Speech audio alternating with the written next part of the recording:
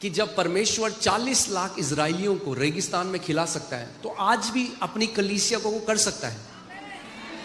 मगर उसने जो ये प्रबंध किया है वो आपके लिए किया है, क्योंकि उसने कहा दो तो तुम्हें दिया जाएगा, हिला हिला कर, दबा दबा कर मनुष्य तुम्हारी गोदी में डालेंगे। वचन कहता है कि जब लोग परमेश्वर के घर में बोने आते थे तो यीशु मसीह खड़ा होकर देखता था that how they are giving, कि कैसे वो दे रहे हैं। आपको क्या लगता है आज वो नहीं देखता? आज भी देखते हैं, आज भी देखता है। पतरस ने यीशु को कहा, प्रभु हमने जो सब बलिदान कर दिया सब कुछ, प्रभु हमें क्या मिलेगा? यीशु ने कहा, जो कुछ तुमने मेरे लिए और मेरे राज्य के लिए बलिदान किया, 100 गुना इस पृथ्वी पे, 100 गुना इस। यीशु मसीह झूठा नहीं, उसने कहा जो कुछ तुमने मेरे राज्य के लिए बलिदान किया है, कितने गुना? 100 गुना इस पृथ्वी पे, और उसके बाद अनंत जीवन और उसमें जो पुरस्कार हैं। आमीन। मैं चाहता हूं कि आप लोग इस बात को समझो। जितने लोग इस बात को समझ गए कि जब संत लोग आपस में इकट्ठा होते हैं और जब हम अपने दानों को, अपने बीजों को देते हैं, वो चंदा नहीं है। जो चंदे की मेंटालिटी से देता है, मैंने आपको पहले भी कहा था, आज फिर से कह रहा हूं, कृपया करके इस कलीसिया में अपना चंदा ना दे। ये केवल प्रेमियों की जगह है।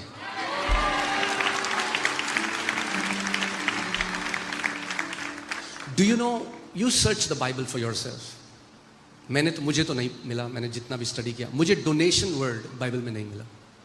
मुझे चंदा या डोनेशन शब्द पूरी बाइबल में नहीं मिला। जो राजा पूरब से आए, जब यीशु पैदा हुआ, दे ब्रॉट देयर गिफ्ट्स। वो क्या लेकर आए? अपने तोहफे लेके आए, चंदा नहीं लेकर आए। क्या लेकर आए? तोहफे। धर्म आपको चंदा देना सिखाता है, प्रेम आपको तोहफा देना सिखाता है। आमीन। मगर इस बात को आपको समझना है। आप जानते हैं यीशु मसीह ने कभी बाइबल में नहीं कहा आई विल बिल्ड बिजनेसेस, मैं बिजनेस को बनाऊंगा। He never said that. केवल एक चीज की प्रतिज्ञा यीशु ने करी कि मैं एक चीज बनाऊंगा और उस पर नरक के फाटक प्रबल नहीं होंगे, और वो उसकी कलीसिया है। कंपनीज आएंगी, बंद हो जाएंगी, आज चलेगा बिजनेस, कल को बंद हो जाएगा, मगर एक चीज है जो यीशु के आने तक इस पृथ्वी पर अड़िग रहेगी और बढ़ती रहेगी, और नरक के फाटक उस पर प्रबल नहीं होंगे, और वो यीशु मसीह की जीवित कलीसिया है। जिस भी कलीसिया की नींव प्रभु यीशु मसीह ने डाली है, ना तो धमकियां, ना तो झूठे केसेस, कोई उस कलीसिया को बंद नहीं कर सकता।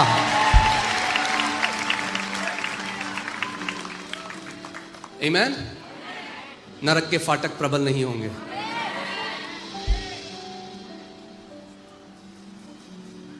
तो मैं चाहता हूं इस बात को आप समझो, ओके? हम लोग पैसों के पीछे नहीं हैं।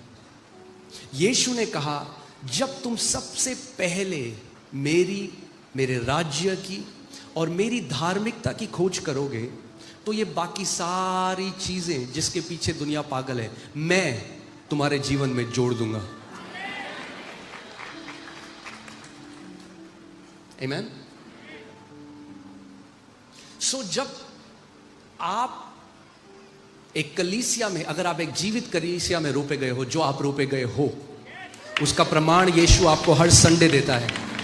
जो गवाहियां आप यहां सुनते हैं वो मनुष्य नहीं कर सकता, वो केवल परमेश्वर कर सकता है। आमीन। और अगर आप एक जीवित कलीसिया में रोपे गए हो, जब आप एक जीवित कलीसिया में रोपे गए हो और यीशु की ये प्रतिज्ञा है मैं कलीसिया को बनाऊंगा और एक कलीसिया बढ़ती जाएगी, तो जब आप अपना दर्शन कलीसिया के दर्शन में मिला दोगे, जब आपका उद्देश्य कलीसिया की बढ़ोतरी हो जाएगी, जब आपका उद्देश्य हो जाएगा कि प्रभु मैं तेरे सपने के अधीन अपने सपने को, तेरी इच्छा के अधीन अपनी इच्छा को ले आता हूं, और मेरा तन मन धन, मेरा टैलेंट, मेरी नौकरी, मेरा जीवन सब कुछ जब प्रभु मैं तेरी कलीसिया के साथ मिला दूंगा तो आपको बढ़ने से कोई नहीं रोक सकता।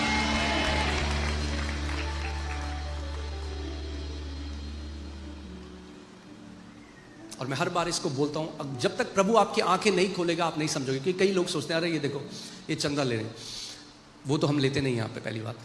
दूसरी बात कि जब परमेश्वर 40 लाख इजरायलियों को रेगिस्तान में खिला सकता है तो आज भी अपनी कलीसिया को वो कर सकता है, मगर उसने जो ये प्रबंध किया है वो आपके लिए किया है।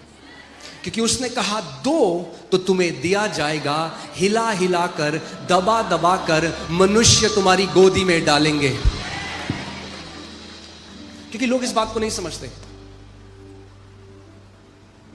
उसने कहा जब तुम मेरे राज्य में बोते हो तो वापस कैसे आएगा? मनुष्य तुम्हारी गोदी में डालेंगे। That means the opportunities, the business opportunities, जो नौकरियां आपकी लगती हैं, जो फेवर आपको मिलता है मनुष्यों से, मगर वो निर्धारित कहां से हुआ? स्वर्ग से।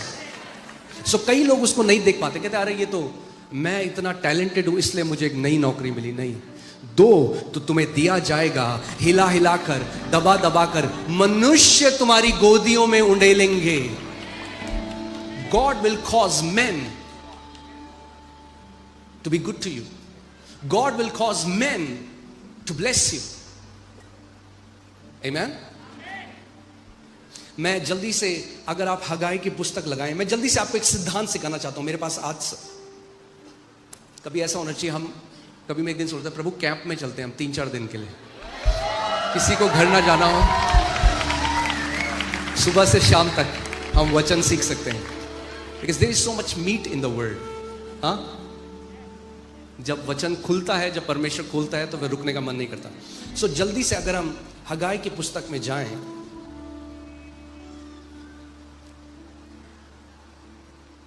और देखिए यहां पे क्या लिखा है, मैं दूसरे अध्याय से पढ़ता हूं और ध्यान से आपको सुनना है, इस सिद्धांत को समझना है क्योंकि यह सिद्धांत आज भी है। सेनाओं का यहोवा यो कहता है, ये लोग कहते हैं कि यहोवा का भवन बनाने का समय नहीं आया है।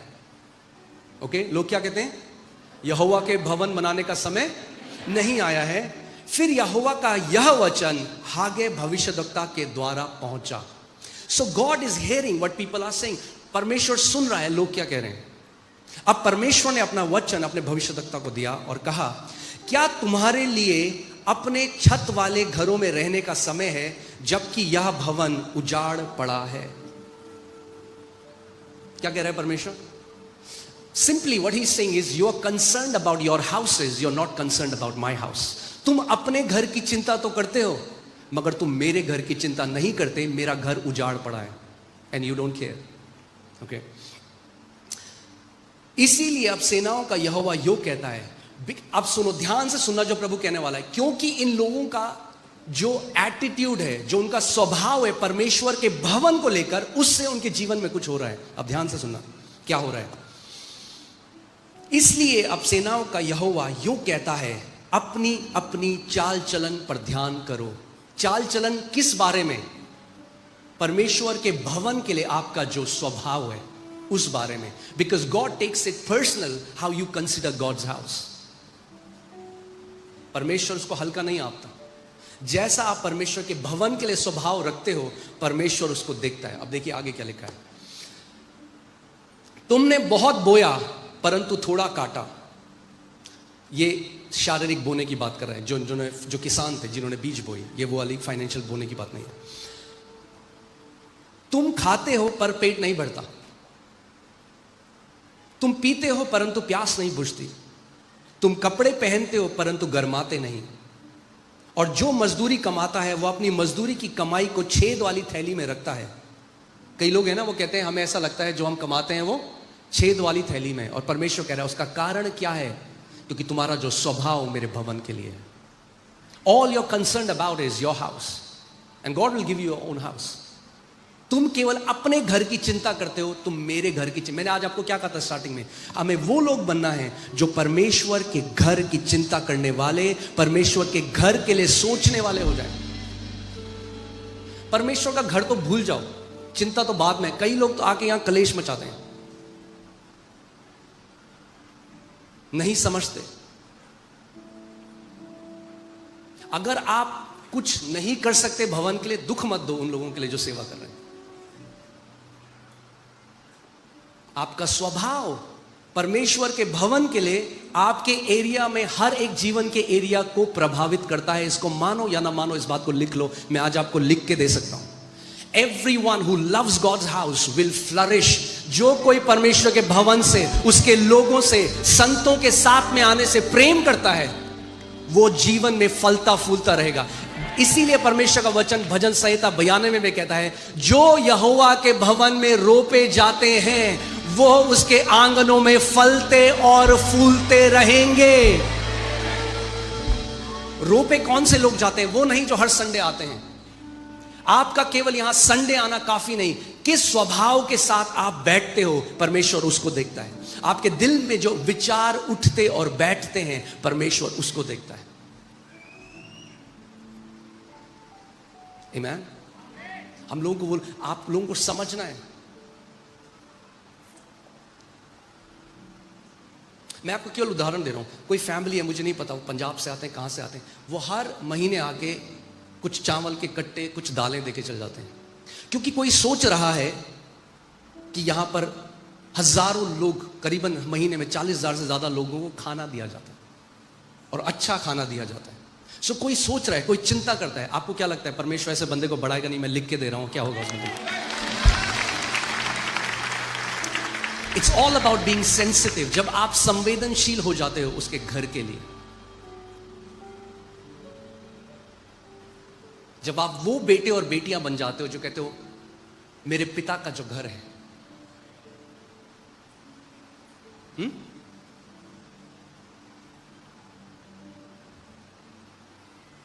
कई लोग कहते हैं हाँ चर्च बिल्डिंग नहीं, बिल्कुल चर्च बिल्डिंग नहीं, मगर मिलती एक बिल्डिंग के अंदर है। तो आपका स्वभाव जो उस बिल्डिंग के अंदर है मायने रखता है। पौलुस कहता है that you should know how to conduct yourself in the house of the Lord। तुम्हें पता होना चाहिए परमेश्वर के घर में तुम्हारा स्वभाव कैसा होना चाहिए। Amen? काफी सन्नाटा हो गया एकदम से, मगर शिक्षा तो देनी पड़ेगी, क्योंकि मेरी बात याद रखना, जिस दिन अपना स्वभाव सही कर लोगे, जिस थैली में छेद था वो थैली छोटी पड़ने वाली है। आपने गवाही सुनी उस बहन की, उसने 70 रुपए डाले। शायद आज के टाइम में कोई लोग बोले अरे 70 रुपए क्या होते हैं, किसी ने उस 70 रुपए नहीं देखे।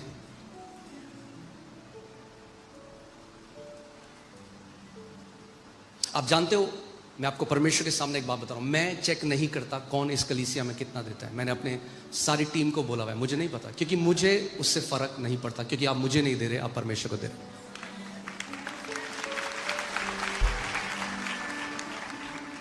और यहां पर वो लोग भी हैं जिन्होंने आकर करोड़ों बोया है, और कई बार मेरी टीम ने कहा कि हमें उनके बारे में बोलना चाहिए। मैंने कहा नहीं, क्योंकि मुझे नहीं पता इस व्यक्ति ने जो 1.5 करोड़ दिया वो इस 70 रुपए से बड़ा था क्या, प्रभु ही जानता है।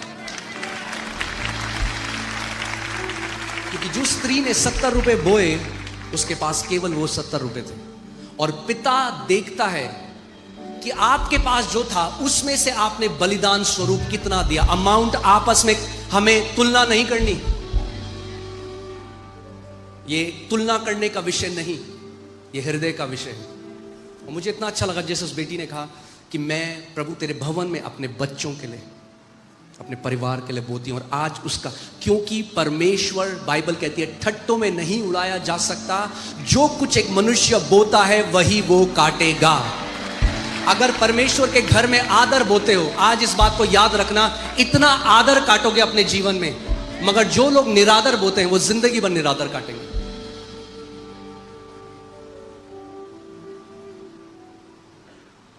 आज मैं जहां कहीं जाता हूं, इतने साल, चाहे हम यहां हो चाहे इंडिया के बाहर हो, प्रभु ने इतना आदर दिया। पर क्यों? क्योंकि जब मैं 19 साल का था तब से परमेश्वर का एक भी दास ऐसा नहीं जो हमारे जीवन में आया हो, मेरे पास मोनिका ने, और हमने उनका आदर ना किया। क्योंकि जो आप बोओगे वो आप काटोगे। इसीलिए परमेश्वर का वचन, हमारा स्वभाव कैसा है बहुत मायने रखता है। कई लोग क्या रबा बाबा शाबा बाबा बा और फास्टिंग करेंगे, मगर पूरे दिन बैठ के चुगलियां करेंगे, उस कलीसिया में उसके घर में ये हो रहा है वो रहा है। अरे वो जो ऊपर है वो अंधा नहीं है, उसकी आंखें खुली हैं, सब देखता है, सब देखता है। और एक जगह में पुराने नियम में परमेश्वर कहता है ऐसे उपवासों से मुझे घृणा है।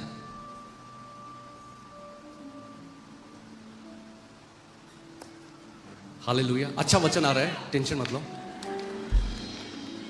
मगर उससे पहले जरूरी है कि अगर आप इस घर में हो, इस घर का डीएनए आपके अंदर होना चाहिए, वरना आप इस घर के नहीं हो।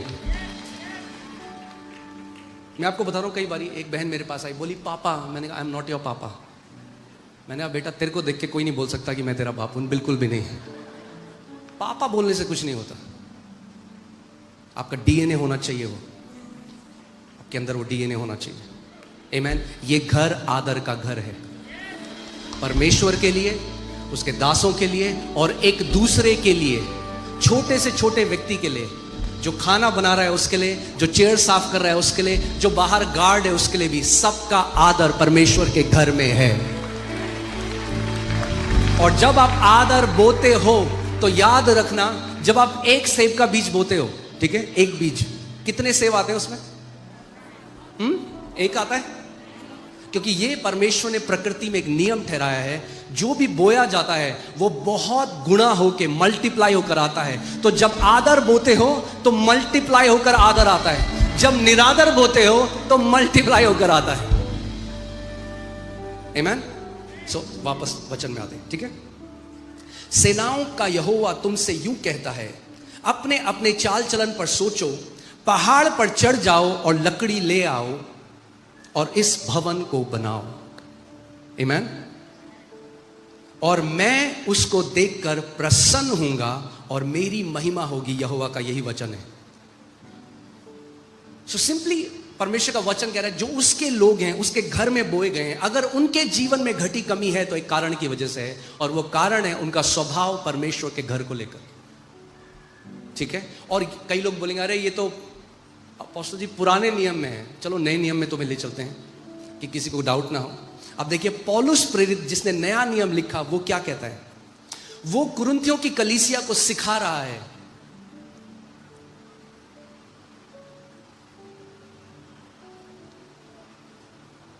क्यों परमेश्वर आपको गरीबी से बाहर लाना चाहता है, क्यों, कि ताकि आप 24 घंटे पैसों के बारे में ना सोचो, आपका मनन कमी घटी ना हो। क्योंकि जिसके पास नहीं है वो 24 घंटे ये सोच रहा है, हमारा मनन परमेश्वर का वचन होना चाहिए। आमीन। हम वो लोग हैं जो निरंतर बहने वाले झरने के अधीन हैं। अगर आपके घर के बाहर झरना है पानी का, तो क्या अंदर टैंकर रखोगे पानी के? नहीं रखने की जरूरत, क्योंकि पता है घर के बाहर झरना है, जब प्यास लगेगी बाहर जाओ पी लो। ऐसे ही हम निरंतर बहने वाले उस फ्लो के अंदर हैं, उस बहाव के अधीन हम लोग हैं। आमीन। सो पौलुस प्रेरित अब कुरिन्थियों की कलीसिया में विश्वासी थे, अविश्वासी थे, जिनको चिट्ठियां लिखी गई? हाँ, विश्वासी थे। Very good. कोई कह रहा है कब तक खड़े रहेंगे? कोई बात नहीं, मैं भी खड़ा हूं, टेंशन मत लो, तो देर बैठ जाना। परंतु बात यह है, बोलो बात यह है, परंतु बात यह है, सारी बात की बात यह है कि जो थोड़ा बोता है वह थोड़ा काटेगा भी, और जो बहुत बोता है वह बहुत काटेगा। आप जानते हो उस बहन ने, उसके परिवार ने आज बहुत क्यों काटा, और आज उनको प्रभु ने एक फैक्ट्री दी है। क्यों? क्योंकि 70 रुपए हमारे लिए कम हो सकते हैं, उनके लिए सब कुछ था। जिस घर में कुछ नहीं, सोचो उस घर में उन्होंने 70 रुपए बोए। ये बलिदान स्वरूप जो देना है ना, ये गरीबी की गर्दन तोड़ देता है।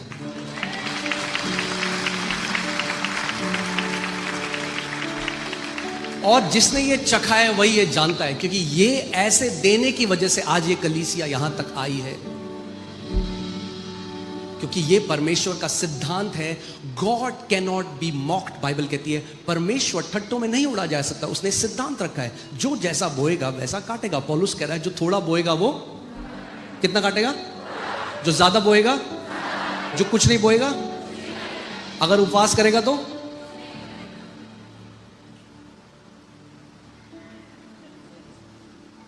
यानी आपकी जो कटनी है वो कभी भी कंफ्यूज नहीं होगी। आपकी कटनी हमेशा आपके बीज के अनुसार होगी। यानी परमेश्वर निर्धारित नहीं करता कि मेरी कटनी मेरे जीवन में, जो बहाव मेरे जीवन में है वो कैसा होगा। और थोड़े का मतलब क्या है? पौलुस कह रहा है जो तुम्हारे लिए थोड़ा है, हो सकता है जो तुम्हारा थोड़ा है किसी के लिए बहुत हो, या हो सकता है जो तुम्हारा बहुत है दूसरे के लिए थोड़ा हो। उस औरत, इस परिवार के लिए 70 सब कुछ था। हो सकता है उसके बगल वाले यार 70 रुपए क्या है मेरे लिए, मगर उसके लिए वो बहुत था। तो कटनी भी बहुत आई। परमेश्वर कहता है जब तू अपना नाप से बहुत देखता है और उस नाप से नापता है, तो मैं अपने नाप से बहुत तेरे जीवन में देता हूं। जब तू अपने नाप से थोड़ा देखता है और कंजूसी करता है मेरे घर में, तो मैं भी अपने नाप से थोड़ा तेरे जीवन में देता हूं। It's a principle. आपको समझना पड़ेगा ये सिद्धांत। ये चंदा नहीं है कि कलीसिया में पंखे चलने चाहिए। इस बात को याद रखना, एक व्यक्ति नहीं देगा तब भी इस कलीसिया का, खैर पंखे तो ही नहीं, यहाँ पे कुछ बंद होने वाला नहीं है, क्योंकि ये यीशु की जीवित कलीसिया है। बोलो मेरा देना मेरे लिए, मेरे परिवार के लिए और मेरे आने वाली पीढ़ियों के लिए। फिर से बोलो मेरा देना मेरे लिए, मेरे परिवार के लिए और मेरे आने वाली पीढ़ियों के लिए। इस बात को समझो। केवल आपका तो होगा ही। आज आपके घर में जो खाना आता है, आपकी प्लेट में जो खाना आता है, पता है क्यों आता है? क्योंकि कुछ किसानों ने बीज बोया। कटनी इतनी ज्यादा है कि पूरा देश खाता है उनके बोने से। जब आप बोने वाले बन जाओगे तो बहाव ऐसा हो जाएगा, आपके लिए तो होगा ही बहुत, कई और परिवारों को आप ब्लेस करने लग जाओगे। आमीन। मैंने आपको एक बार ही समझाया था, फिर से इस बात को बोलता हूं कि जब भी समय होता है देने का परमेश्वर के घर में, सबसे इंपॉर्टेंट है किस भाव से, किस स्वभाव से आप बोते हो, क्योंकि परमेश्वर वो देखता है। वचन कहता है कि जब लोग परमेश्वर के घर में बोने आते थे तो यीशु मसीह खड़ा होकर देखता था that how they are giving, कि कैसे वो दे रहे हैं। आपको क्या लगता है आज वो नहीं देखता? आज भी देखता है, आज भी देखता है। क्यों शैतान कलीसिया से नफरत करता है और वो चाहता है आज क्या हुआ, अरे घर में बैठो तुम 2-3, हम तो कलीसिया हैं। क्यों? क्योंकि बाइबल कहती है कलीसिया सत्य का खंबा और सत्य की फाउंडेशन है। अगर किसी घर में खंबा गिरा दो और फाउंडेशन गिरा दो तो क्या होगा? उसको पता है परमेश्वर का काम रुक जाएगा, ये राज्य आगे नहीं बढ़ सकता अगर मैं कलीसिया की नींवों को ढा दूं तो। इसीलिए अटैक करता है। मगर वहीं पे परमेश्वर भी ऐसे लोगों को देखता है जो उसकी कलीसिया के साथ खड़े हैं और कहते हैं प्रभु हम तेरे दर्शन में एक हो गए हैं, अब जो हमारा है परमेश्वर वो तेरा है, और हम मिलकर परमेश्वर तेरे राज्य को बढ़ाने वाले लोग बनते हैं।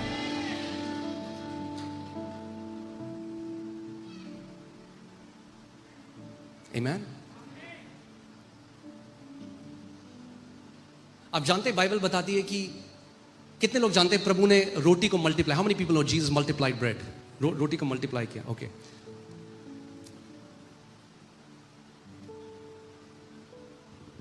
कितने लोग जानते हैं यीशु मसीह रोज ऐसा नहीं करता था? जानते हैं? नहीं जानते? चलो बताता हूं वचन से।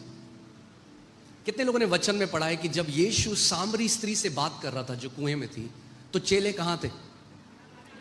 कहां गए थे? खाना लेने नहीं, खाना खरीदने गए थे। बाइबल कहती है यानी खाना खरीदते थे। यानी यीशु मसीह हर बार आबरा का डाबरा करके रोटी नहीं बढ़ाता था। अब खाना खरीदते थे तो खाना खरीदने के लिए क्या चाहिए होता है? इसीलिए यीशु के साथ पार्टनर्स थे उसकी मिनिस्ट्री में, वो लोग थे जो उसकी सेवकाई के साथ एक हो गए। आमीन। और बाइबल क्लियरली उस बात को बताती है, क्योंकि यीशु को 12 हट्टे कट्टे लोगों को 3 वक्त की रोटी खिलानी थी और वो खाना खरीदने गए। They went to buy the food, खाना खरीदने गए। समझो इस बात को। अगर यीशु को जो परमेश्वर देह में है, अगर उसको उन पार्टनर्स की जरूरत थी, उन लोगों की जरूरत थी जो उसके साथ एक हो गए दर्शन में, तो आज की कलीसिया को भी विश्वास योग्य पार्टनर्स की जरूरत है। और मैं आज आपको एक बात बता दूं कि आपको समझ में, और ये हर कलीसिया में होता है। इस कलीसिया में आप देखते हो क्या हो रहा है। आज 14-15 ब्रांचेस हैं, हम लोग विधवाओं की मदद करते हैं। मैं आपको कभी स्टेज से वो बोलता नहीं, क्योंकि मैं नहीं चाहता आप उसकी वजह से दो। परिवारों की मदद की जाती है, हॉस्पिटल्स के बिल दिए जाते हैं, खाना खिलाया जाता है, बहुत चीज़ें यहाँ से होती हैं। और ये जो होता है, इस कलीसिया के 20% वो विश्वास योग्य बेटे और बेटियां हैं जो दर्शन के साथ खड़े हैं, तब कलीसिया इतना कर सकती है। सोचो अगर ये 80-90% हो जाए तो क्या होगा।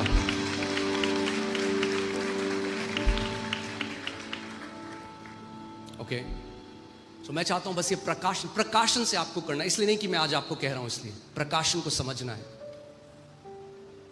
अगर लोग आज क्या करते हैं, अगर उन्हें पता अरे पहले रिलायंस के स्टॉक होते तो मैं रिलायंस में अगर मैं पार्टनर बन जाता, स्टॉक खरीद लेता, तो रिलायंस ऊपर जाता तो मैं भी ऊपर जाता। डू यू नो, परमेश्वर के राज्य में बोना सबसे पावरफुल इन्वेस्टमेंट है।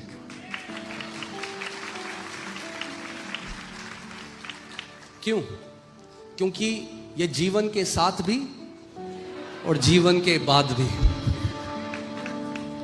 पतरस ने यीशु से पूछा, यीशु इसीलिए मैंने पास्टर मोनिका बोला आप बोलो, क्योंकि मैं बोलने पे आया तो फिर मैं सिखाना ही चाहता हूं अच्छे से। चलो आज जल्दी से करके फिर खत्म करेंगे। पतरस ने यीशु को कहा, प्रभु हमने जो सब बलिदान कर दिया सब कुछ, प्रभु हमें क्या मिलेगा? यीशु ने कहा, जो कुछ तुमने मेरे लिए और मेरे राज्य के लिए बलिदान किया, 100 गुना इस पृथ्वी पे, 100 गुना इस। यीशु मसीह झूठा नहीं, उसने कहा जो कुछ तुमने मेरे राज्य के लिए बलिदान किया है, कितने गुना? 100 गुना इस पृथ्वी पे, और उसके बाद अनंत जीवन और उसमें जो पुरस्कार हैं। आमीन। सो आज जब आप अपने पहले फल, जो हमारी जो भी सैलरी हमें मिलती है उसका पहला फल, हम परमेश्वर को बोलते हैं, प्रभु पहला मैं तेरे राज्य में बोता हूं, तू मेरे जीवन में पहला है। और मैं उस भाव से देता हूं कि प्रभु मैं कोई एहसान नहीं कर रहा तेरी कलीसिया के ऊपर, I am not doing a favour. प्रभु ये तो मेरे लिए एक आदर की बात है, मैं नम्रता के साथ, ये it's an honour, it's a privilege. प्रभु ये तो मेरे लिए सौभाग्य की बात है कि तूने मुझ जैसे व्यक्ति को चुना कि मैं तेरे राज्य में बोल सकूं, एक बेटा होकर मैं तेरे राज्य में बोल सकूं। आमीन। So we are gonna give with that intent. और फिर यहां पे वो एक बात कहता है, परंतु बात यह है, ध्यान से सुनना, सुन रहे हो? जो सुन रहा है बोले आमीन। ओके, परंतु बात यह है, जो थोड़ा बोता है वह थोड़ा काटेगा भी, और जो बहुत बोता है वह बहुत काटेगा भी। अब सबसे इंपॉर्टेंट बात जो आपको समझनी, हर एक जन जैसा मन में ठाने वैसा ही दान करे, ना कुड़ कुड़ के और ना दबाव से, क्योंकि परमेश्वर हर्ष से देने वाले से प्रेम रखता है। एक्चुअली दिस वर्ड इज, जो हर्ष से देता है परमेश्वर उससे प्रफुल्लित हो जाता है, क्योंकि परमेश्वर तो हर किसी से प्रेम रखता है। मगर जब वो ऐसे लोगों को पाता है जिनका स्वभाव उसकी तरह है, क्योंकि जब उसने जगत से प्रेम किया तो क्या किया? अपना जो बेस्ट था वो दे दिया। God is a generous God, वो एक उदार परमेश्वर है। और जब वो उदार लोगों को देखता है तो उसका हृदय क्या होता है? वो प्रफुल्लित हो जाता है, वो हर्षित हो जाता है। He is filled with Joy. अब ध्यान से सुनो, क्या होता है जब हम उसके राज्य में बोलते हैं? परमेश्वर सब प्रकार का अनुग्रह तुम्हें बहुतायत से दे सकता है, जिससे हर बात में, बोलो हर बात में, और हर समय, हर बात में और हर समय, ओके, सब कुछ जो तुम्हें आवश्यक हो तुम्हारे पास रहे। In the Bible, English Bible says you will have abundance for all things. यहां हिंदी ने करते, जब तो बाइबल कहती है बहुतायत तुम्हारे पास हमेशा होगा, abundance, so that you may have abundance, तुम्हारे पास क्या होगा? बहुतायत होगा। और हर एक भले काम के लिए तुम्हारे पास बहुत कुछ हो, जैसा लिखा है, उसने बिखेरा, उसने कंगालों को दान दिया, उसका धर्म सदा बना रहेगा। अतः जो बोने वाले को बीज और भोजन के लिए रोटी देता है, वह तुम्हें बीज देगा। प्रभु बीज क्यों देता है हमें? किस लिए? बोने के लिए। सोचो अब आज हमें एक काम करें, पूरे हिंदुस्तान में जितने बीज हैं सब खा जाए, बोए ना, क्या होगा? भूखमरी हो जाएगी। Because your seed prophesies your future. आपका बीज आपके भविष्य की भविष्यवाणी करता है, क्योंकि जैसा आप बोते हो ये निर्धारित करता है आपका भविष्य में आपके पास कैसा होगा। आमीन। अतः जो बोने वाले को बीज और भोजन के लिए रोटी देता है, वह तुम्हें बीज देगा और उसे फलवंत करेगा और तुम्हारे धर्म के फलों को बढ़ाएगा। तुम हर बात में सब प्रकार की उदारता के लिए जो हमारे परमेश्वर का धन्यवाद करवाती है, धनवान किए जाओगे। क्या किए जाओगे? धनवान किए जाओगे। हालेलुया। केवल शारीरिक धनवान नहीं, क्योंकि उदारता वही व्यक्ति दे सकता है जो आत्मिक धनवान है, क्योंकि पैसे को तुच्छ वही व्यक्ति समझ सकता है जो आत्मिक धनवान है। जो पैसे से प्रेम करता है वो कभी बोना नहीं जानता, मगर जब आप बोते हो तो आप कह रहे हो, ये घोषणा कर रहे हो, परमेश्वर इस पैसे से ज्यादा कीमती तू और तेरा राज्य मेरे जीवन में है। जुलाई